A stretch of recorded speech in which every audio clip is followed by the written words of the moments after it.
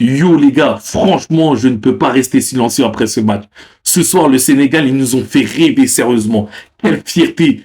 Vous savez, quand on voit cette équipe jouer, c'est pas juste du football, c'est du cœur, de l'âme. On a mis les gants, on a mis la technique, on a mis l'énergie et bordel, ça a payé. Aujourd'hui, je veux partager avec vous ce que j'ai ressenti, ce que j'ai vu, comment ce match s'est déroulé. Parce que ce n'est pas juste un match, c'est la Coupe d'Afrique. Et on a gagné, les gars. On a mis notre deuxième étoile sur ce maillot. 2 étoiles sur le Sénégal, les gars. Alors, les gars, dès le début, le match, il a été extrêmement engagé au milieu de terrain. Il n'y avait pas toujours de liaison claire entre les lignes, mais les duels, ils ont été intenses. Et le Sénégal a montré une puissance physique incroyable.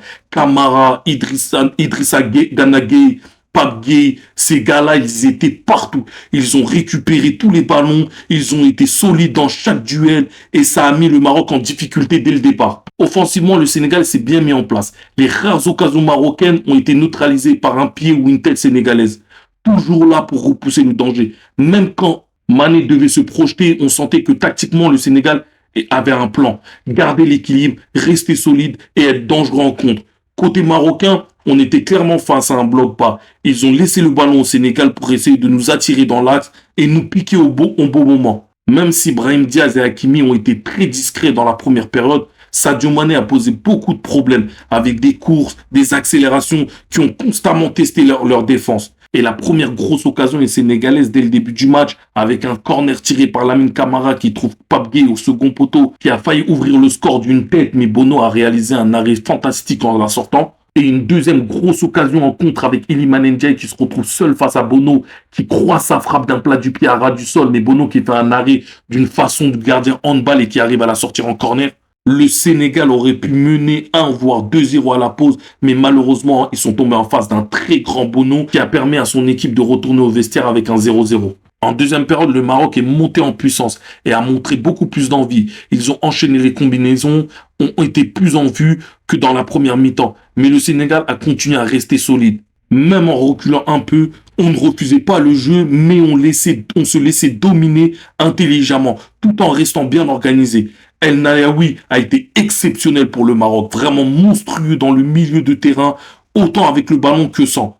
Hakimi, qui s'est montré plus actif, il a commencé à aller faire des appels dans le dos, à se projeter. Mais le danger le plus constant côté marocain, ça a été Abdel El Zalzouli. Sur son côté gauche, il a été monstrueux. Il a posé énormément de problèmes à Antoine Mendy qui effectuait sa première titularisation dans le 11 sénégalais en lieu et place de Crépin Diatta qui souffrait d'une maladie.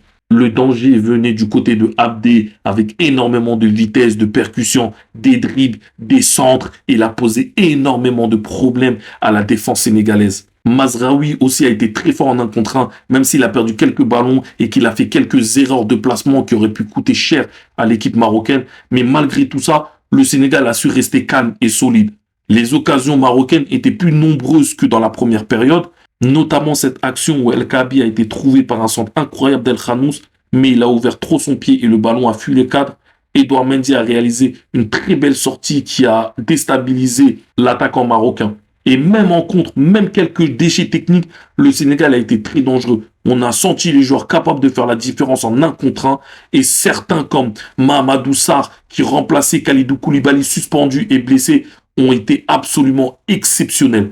Pour un jeune qui venait d'arriver dans le groupe, qui effectuait sa première titularisation en finale de Coupe d'Afrique des Nations contre le pays hôte, le Maroc, franchement, il a été monstrueux. Au milieu de terrain, Gana Gueye, 36 ans les gars. À ce qu'on se rend compte, 36 ans. Et il a fait une prestation XXL. Je crois qu'on ne se rend pas compte de la Coupe d'Afrique des Nations que Gana Gueye nous a sorti.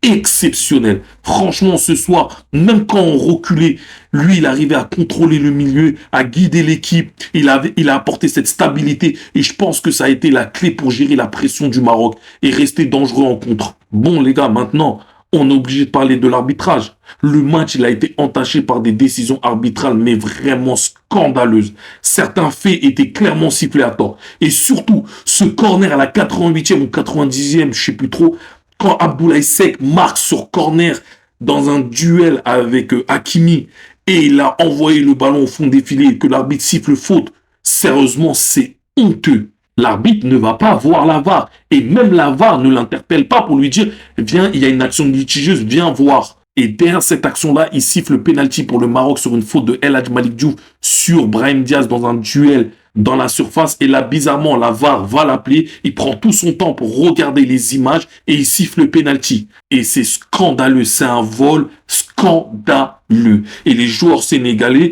ils ont été choqués. Ils sont rentrés au vestiaire. Le sélectionneur Pape Thiaw leur a dit de sortir du terrain. Et c'est Sadio Mané qui a montré tout son leadership. Il a rassemblé les joueurs et il leur a dit, les gars, on revient sur le terrain et si on doit perdre, on va perdre comme des hommes.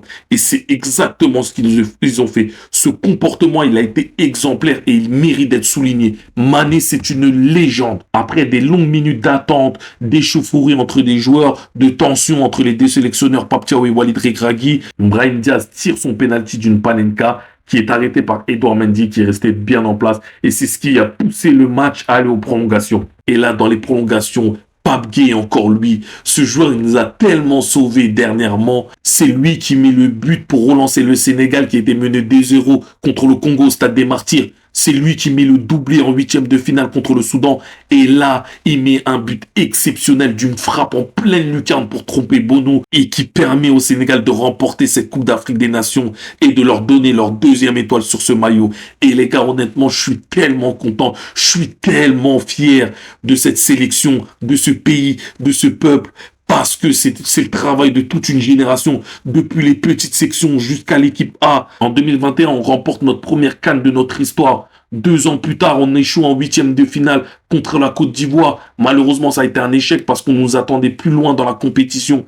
Mais on a gardé confiance. On a continué à travailler. On a continué à bien former les jeunes, à appeler les binationaux qui sont prêts à défendre nos couleurs avec fierté. Et aujourd'hui, la récompense, elle est là. Il faut féliciter la fédération sénégalaise aussi qui a cru à ce projet-là, qui a donné les moyens de croire en ce projet-là et aussi qui a encadré les jeunes qui aujourd'hui représentent fièrement notre pays.